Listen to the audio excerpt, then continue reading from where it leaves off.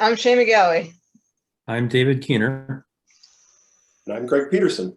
And this is the Hourlings podcast project. Tonight we have another interview that we're going to do for our brand new shiny author, Greg Peterson. Greg, why don't you get started by telling us about yourself? I'm a SoCal native. Grew up in Orange County. I'm a military brat. Became obsessed with writing when I was a little kid, mostly because I was a voracious reader. Decided to go to college to study that. Don't know why. I ended up actually working as a magazine editor in Los Angeles for several years. I dropped out of writing for a while due to personal injuries, repeated, catastrophic, and then finally decided that it was time to sit down and write a novel. Great. That's kind of the Reader's Digest version. Yeah, so you're one of the folks that wanted to be a writer when they were a kid. That's when you first thought that you want to be a writer? Yeah. I'm fairly old, so basically cartoons were only on in the morning for a couple hours and in the afternoon for a couple hours, and the rest of the time I had to fill it on my own. So luckily my parents had a very well-stocked library. I read everything. I would read the side of a milk carton if I had nothing else to read. And somewhere around 12, I decided I wanted to try to write a short story. And I started doing that, and around 14, I started submitting, and I had a very large stack of rejection notices. The rite of passage, my man. Yeah, absolutely. You either develop a thick skin and keep at it, or you drop out. Amen. I did something similar. I sent my first submission out at about age 12.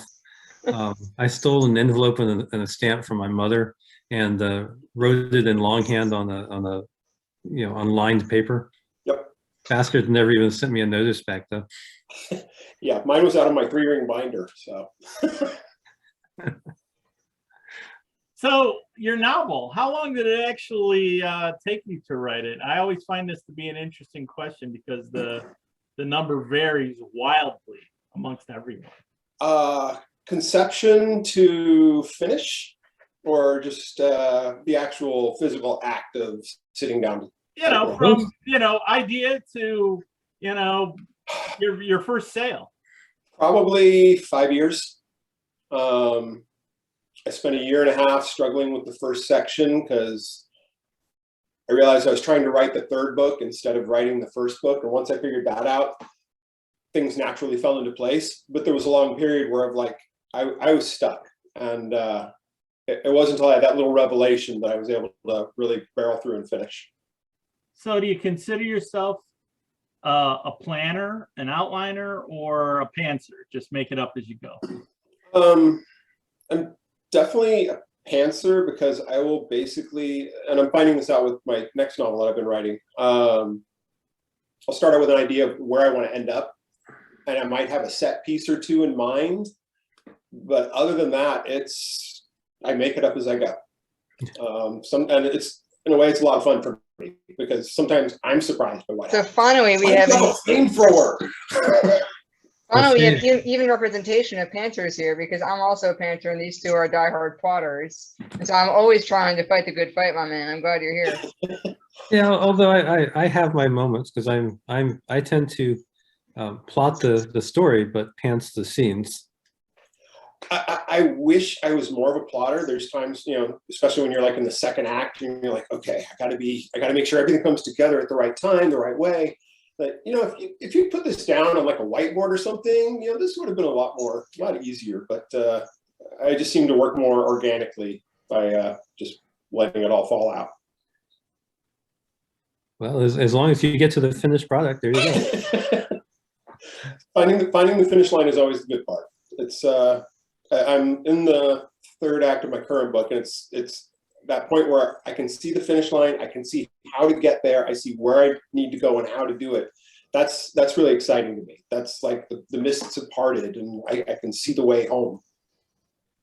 So what's your writing habit? What's your schedule? Do you write in the early morning hours or Yeah, I'm a early riser. I'm up at 5:30 whether I want to or not. Just my body wakes me up, and it's a good way to use the morning, a cup of coffee, and just sit down, and I'll usually reread whatever I'd written the day before, try to get back in the mindset. And then usually I'll work for a couple hours. After that, I get my son ready for school, get him together, and I'll come back and usually finish through the morning. Usually I'm done mostly by noon, unless I'm really on a tear, and then I'll pick it up again in the evening. That's a lot. If it's coming out like currently on my current book, I'm doing around maybe 6 to 8 hours a day, but I'm turning out about 10,000 words a week. I'm really pleased with the output. So That's very respectable. I hate you. Amen. there is a bad part because I've never really understood the whole driven artist thing until now. It's like, what do you mean I got to eat? I'm busy here. Me forgetting to eat lunch is a really big deal, and that's happened a lot recently. So where do you get your ideas? That's another interesting question that I find very interesting. For inspiration and stuff, where do you get them? I tend to read widely. I don't stick to just the genre I like. I enjoy reading physics. I love, up to a certain point, once it gets into hardcore math, I'm left behind, but I enjoy theory. I enjoy spirituality books. Buddhism was one of my areas of study in college. It's just kind of bringing together all these separate threads, and plus my own life experience and things I've done and seen. And for me, I think that's probably the best example, pulling together a bunch of threads to make, a rug or whatever. How did you bring Buddhism into your story? My main character, the protagonist, was raised by a foster family in Chinatown, by a Chinese family. Part of the deal was he had to go to Chinese school with his, the rest of the family, or otherwise he would be, he'd be doing chores at home. So it was either do that or the other. And over the course of time, he became interested in Chinese history, language, pretty much in similar ways to me, without the foster family. But it does affect a lot of his thoughts and what he does, and how he approaches the world. I was thinking if it was kind of like a Zen and the art of motorcycle maintenance type thing going on, No, I think it's more just kind of more living in the moment and trying to figure out your place in the world. Interesting. What you're here to do. Is there something you're here to accomplish? And it doesn't have to be something grand. It doesn't have to be something spectacular.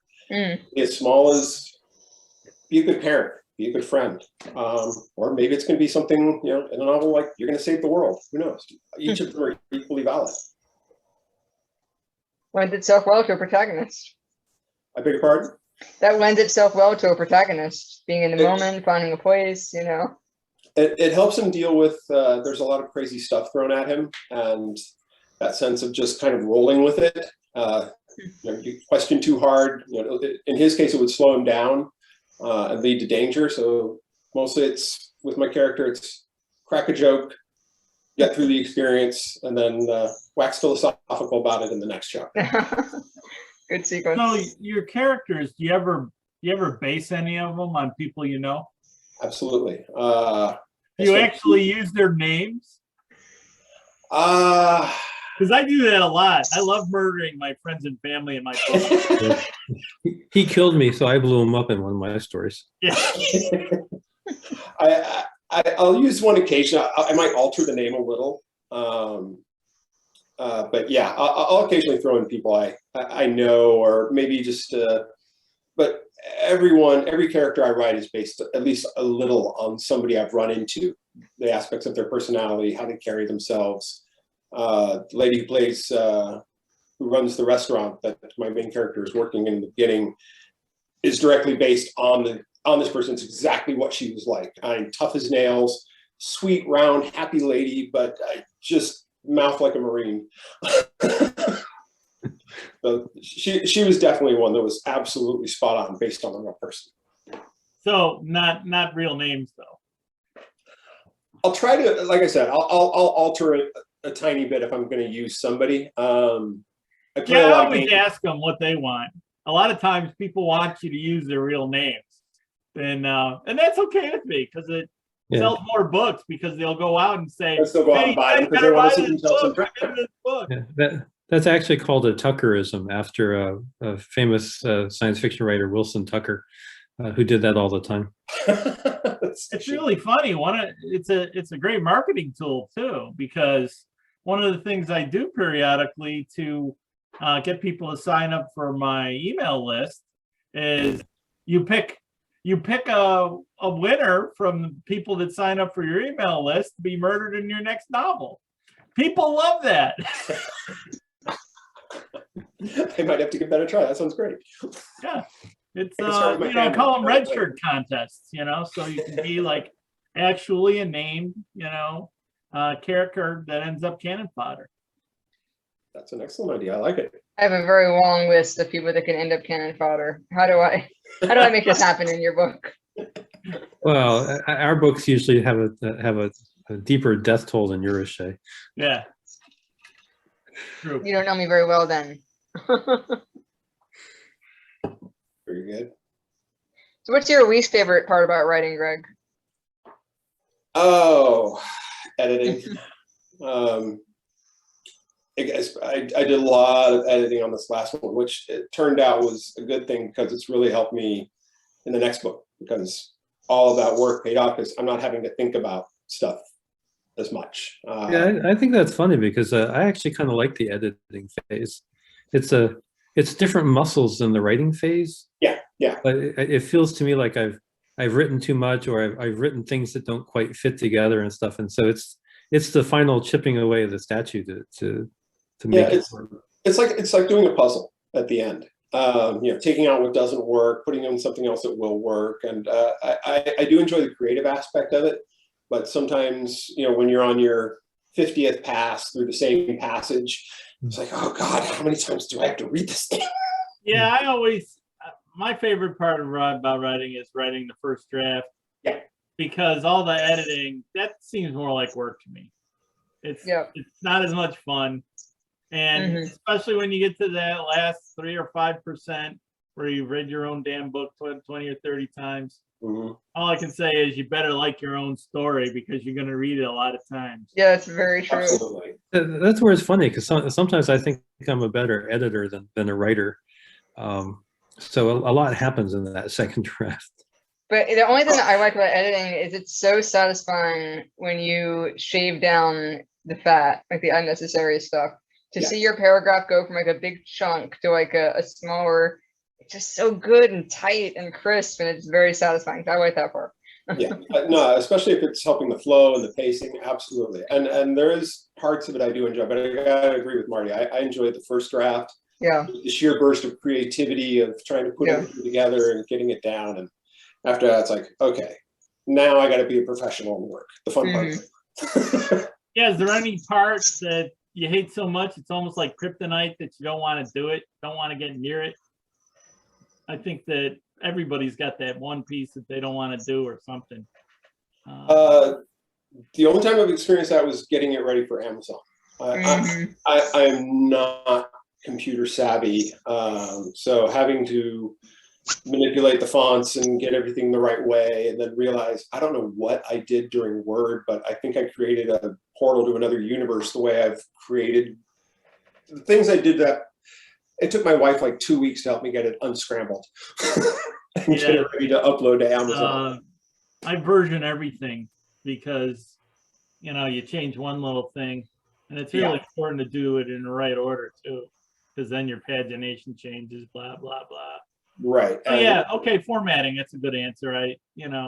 After you're all done, after you're all edited and everything's ready to go, and then you still got a lot of work. Yeah, and then you've still got another headache in front of you, and there's very little creativity involved in that. It's mostly just moving stuff around. So yeah, that would be my least favorite part. Yeah. So tell us about your current novel, the one that's out right now. It's about my protagonist, who's a former elite War Marine. Machine is the name of the novel. We'll include a link to it down in the comments. And good. Well prepared. I like It's the almost cover. like you've done this before. I actually remembered at the last second and ran in here with it. Protagonist is a guy named Al Lee. He's a former elite Marine. He is discharged for basically punching out his CO. And as such, he's not able to find proper work. So he ends up using his skills he learns in the Marines to become a high-tech thief. He ends up working for a mob boss in Portland. And right as he's getting ready to finish up his job with him, the boss asks him to steal from a lab that's not far away. He's not told really what's there. He gets a basic idea. He breaks into the lab, everything goes smoothly, and then things do not go smoothly. And the thing he decides to steal at the lab decides to invade his body instead, which sets up, he is forced to try and deal with his body being taken over by a hostile technology, at the same time trying to stay away from the people who would like nothing more than to get that technology out of him for themselves and aren't going to really care how they get it out of him. So you're planning, this is the first book in a series? Yes. Now, do you like button up your story, or is it going to be a direct continuation for book 2? First one, absolutely standalone. I left an exit for him to pick it up, and I pretty much pick up a few months after the events of the first book. So how many are you intending in this series? Rough outline is 5 in total. First 3 being kind of an orientation of where he's at in this universe of his, and the last 2 about how he intends to get home. Ambitious, not just a novel, but a series. I'm trying. And I'm really like, the hard part is like, you know, if there could be 6, there might be 6. No, just 5. Let's keep it at 5. What's that called when it's 6? Isn't there like a name for every, you know, there's a trilogy or the. Well, sure, there's 6 trilogy. books in the Hitchhiker's trilogy, I think. Is it just called a double trilogy? Well, yeah, keep writing them as long as people keep buying them. If people are still As long as you interested, keep enjoying writing them. if people are still interested, the way the story is set up, it's I could keep writing adventures with Al for quite a while. Well, C.J. Cherry did 7 trilogies in her Foreigner universe. 7. Yeah. So can you Pretty give us good. a little hint about the sequel without spoilers?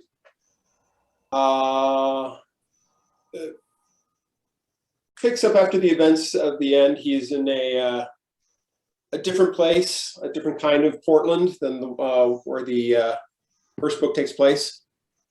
Things are very different. The world is a very different place. And all of the things that happened to him in the first book, without giving too much away, have been negated. He's having to start fresh without all of the abilities and friendship, without going into too much, that he had in the first novel. And he's fighting to try and find a way to see if there's a way to get home. But to get home, he's got to find a way to get his abilities back online. And he's having a lot of trouble with that. So I read that your dad was in the Navy, right? Yes. So I'm wondering, when you said that your protagonist is an ex-Marine, did you kind of bring in some of your experiences with the military into your? Yeah, absolutely. Grew up, my dad was stationed at Marine base when I was born. I bounced around different bases as a kid. And where I ended up settling down, I was literally 2 different Marine bases on either side of the town I was in. I grew up watching Gomer Pyle.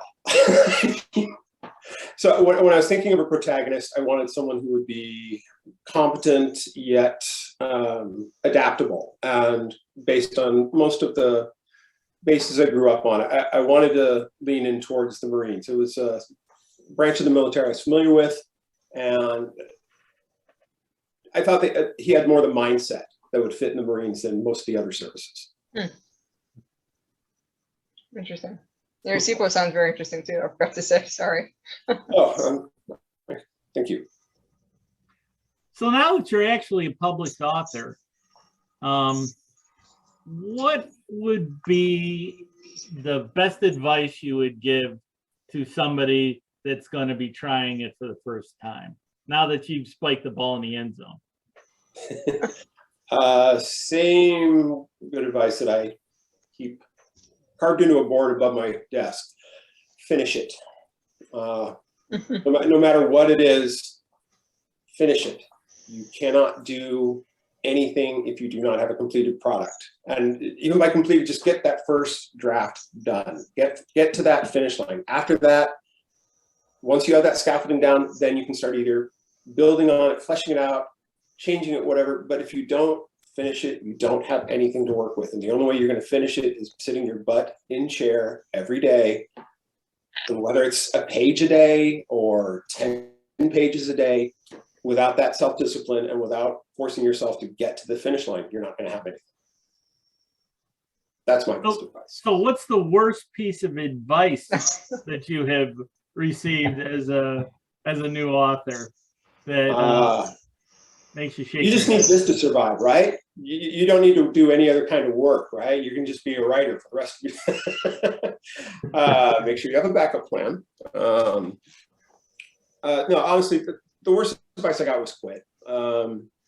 That it's not worth pursuing, that it's a silly dream to have, that you're never going to make a lot of money at it. And it came down to the same reason I decided to become an indie author was I'm not overly concerned with the money. What I like doing is writing, and I don't want it to sit on a shelf for however many years before, whether it's through a query or even if it gets under contract. I just want to keep writing. If I can find people who want to read what I'm putting out there, that's great. That's all I really want, is to be able to sit down, write stories. If people like them, I'll keep writing them. And if they don't like them, I'm probably going to keep writing them anyways. Great thing to say. Why not get paid for it? Great thing to say. Yeah, I kind of feel the same way. Plus, if you can quit, then quit, because it is kind of hard to write. But I write the things I want to read. Absolutely. Yeah, as long as I have fun doing it, Yeah. But it is like having homework for the rest of your life. Yeah, I believe that Ursula K. Le Guin said that. It's like giving yourself the world's hardest homework every day of your life. It is, but it's incredibly rewarding. I enjoy looking back over what I've written that day or the previous day, or having somebody else tell me, about something I wrote that moved them or made them laugh. That's incredibly rewarding. And the paycheck is, money's always great, but that is incredibly satisfying. To think that I created something that went from my mind to somebody else's, and they found some value in it. That's magic. Yes, yes, absolutely. It is magic, and it freaks me out sometimes to think about it. It's neat to think that even the authors I grew up reading, the science fiction authors from my childhood, who are long dead, many of them, but still picking up their books and thinking that their thoughts are still going into my head. But it is magic. Yeah. Okay, we're just about done. Shay, you got any last thoughts? I just want to say thanks so much for coming on. You've been a wonderful guest, and I think our viewers can learn a lot from your attitude. So, Thank you very much. You've been great. And then I would echo that. Thanks for coming on the podcast, and all you viewers, buy his book. That's right. And then buy mine. War Machines. Whoa! Oh, it doesn't work so good with a green screen. Very much. Well, thanks for coming on, Greg, and make sure you tell all your friends about the interview. I will. Thank you all for having us. All right. It was fun. All right. Thanks for.